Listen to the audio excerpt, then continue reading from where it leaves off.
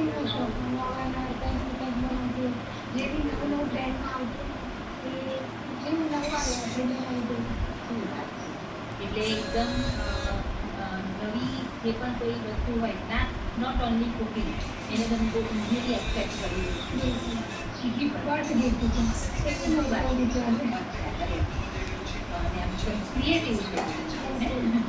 ક્રાફ્ટની અંદર તમે શું ક્રાફ્ટમાં જો ને અત્યારે ક્રોશિયો બહુ ચાલે છે એ બનાવતી હોઉં છું. એટલે ઊનની બનાવટનું બનાવી લઈએ. પછી કોઈ બી પર્સન હોય એનું પેઇન્ટિંગ બનાવવાનું હોય તો બનાવી લઉં. એટલે છોકરાઓની સાઈડમાં ડ્રોઈંગના બી શીખવાડું છું, મહેંદી પણ લગાવી લઉં. ઓહો, એકદમ અને ક્રિએટિવ.